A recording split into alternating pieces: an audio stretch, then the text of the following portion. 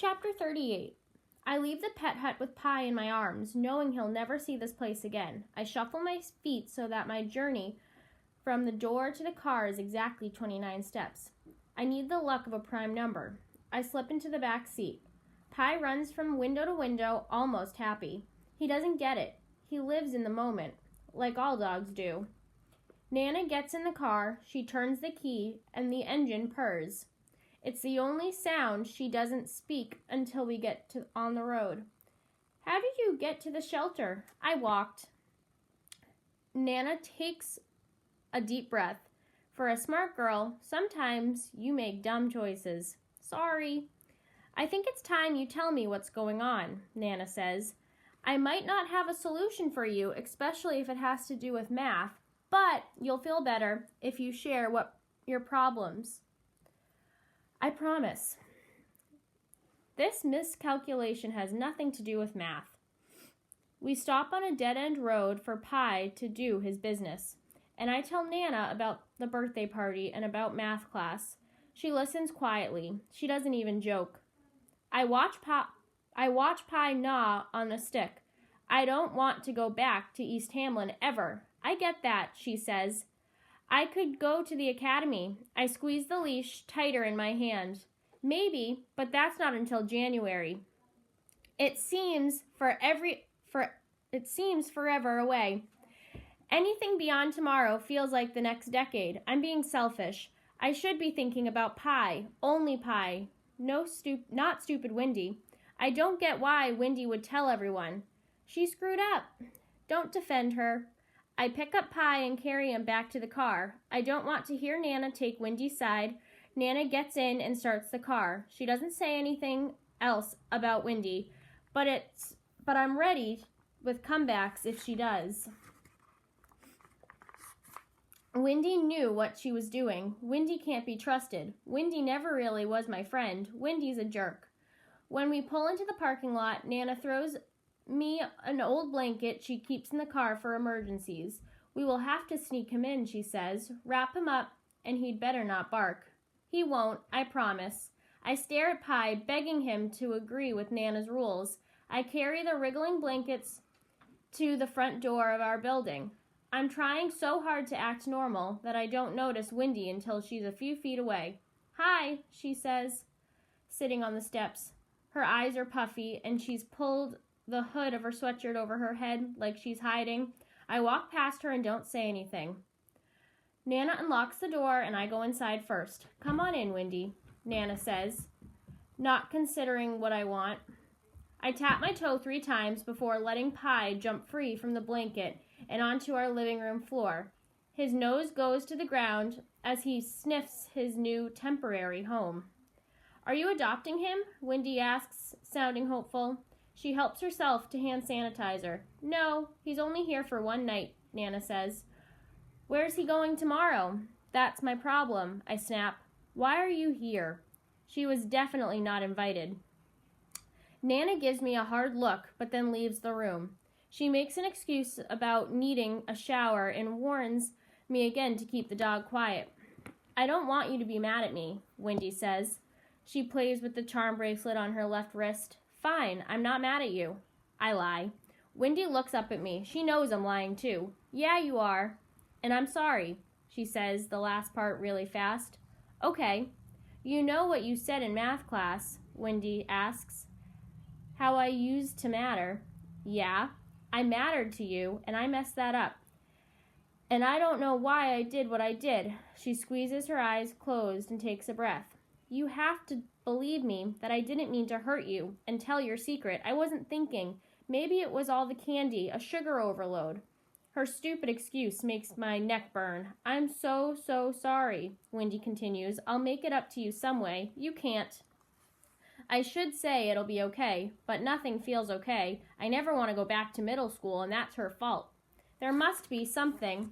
There's not. You can't make this better. I walk out of the living room and into the kitchen. I fill a bowl with water for Pie, then wash my hands, scrubbing from my elbows to my fingertips in the hottest water. Pie spills more than he drinks. Wendy leans against the door. Her arms are folded across her chest. Can you please yell at me? Yell and scream and maybe throw something, but something soft, and then we can make up, okay? I don't want to. Yes, you do. She steps in front of me and grabs my shoulders. Just do it. No. I knock her hands away. Then do you forgive me, she asks. Fine, I forgive you. So we're friends again? No. She takes a step closer. But if you promised. You were my best friend, and you promised not to tell anyone. You just couldn't shut up for once. Wendy jerks back and her mouth falls open. Pie scrambles between us. You tried to get the other girls to like you by making fun of me. Like I'm a joke. Look at the freak. I wasn't making fun of you. Is that what you think? I was there. I know what you said. I clench my fists and my nails bite into my skin. It doesn't matter why. You broke a promise. Don't you get that?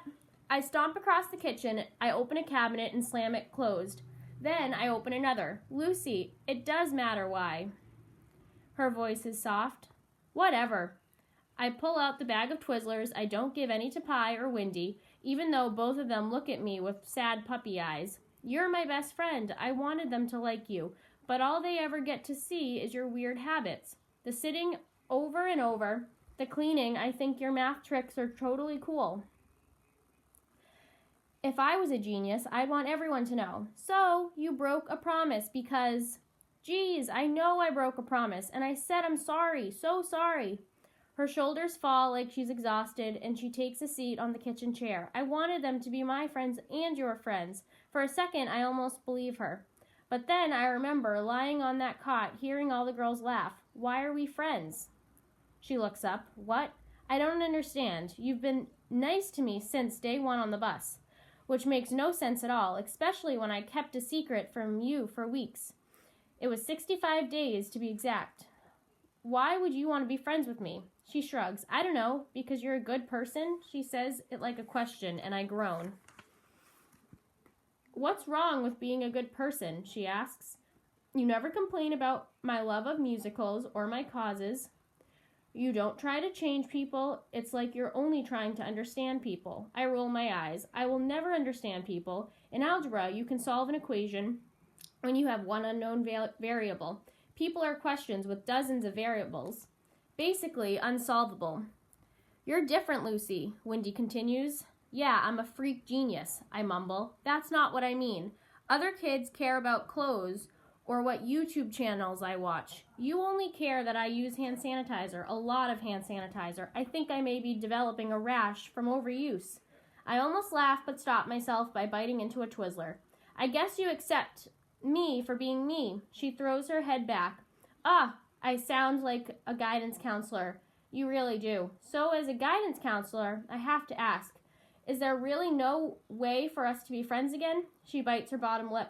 I take a seat at the kitchen table, 3 times of course, and I hand her a Twizzler.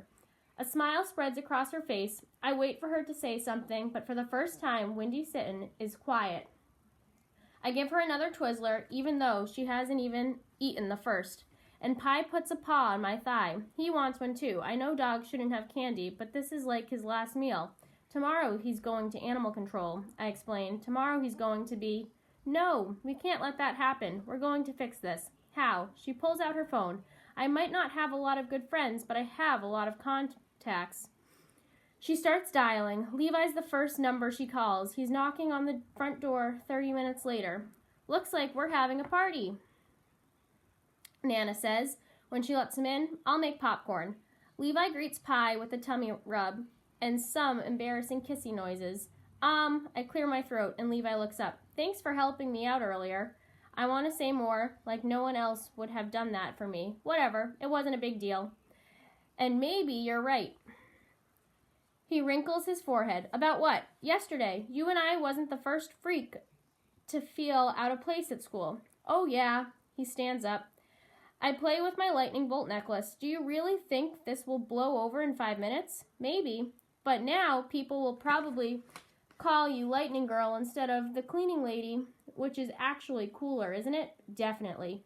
Pie, not happy about the lack of attention, jumps up on me. Pie's right. Now is not the time to worry about my own drama. Can you update the blog post? I ask Levi. I hate writing, he pauses, but sure. Wendy keeps calling every number stored in her iPhone. Nana joins in too, contacting her bowling league pals and her coworkers. I try Uncle Paul.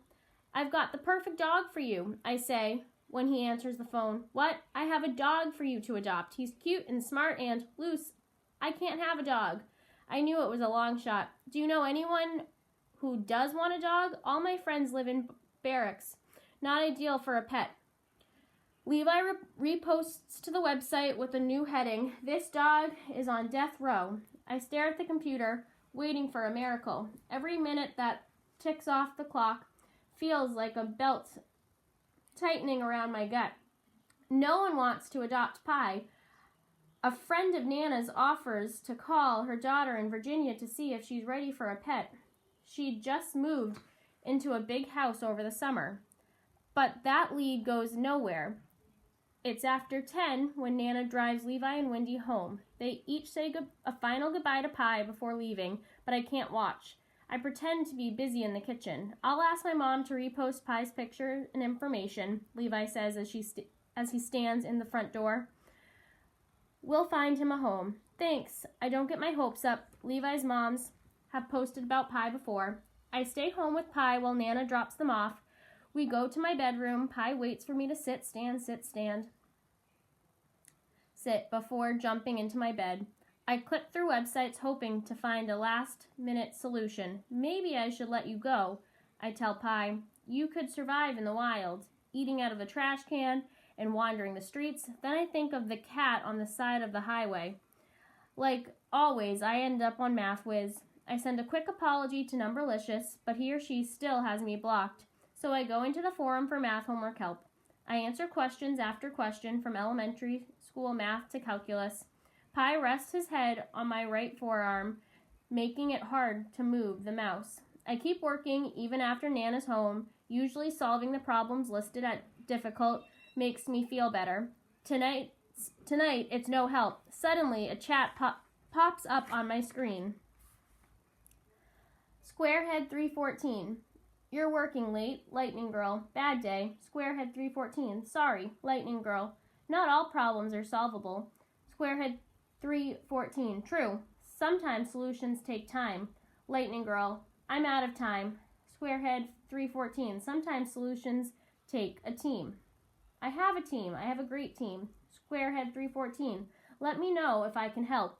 You never ask for help. Lightning Girl. Thanks. Squarehead 314. Good night. I've been coming to the website for over 4 years, almost daily, and I've never once asked for help. There are some smart people here, but I'm a genius. Geniuses don't ask normal people for help.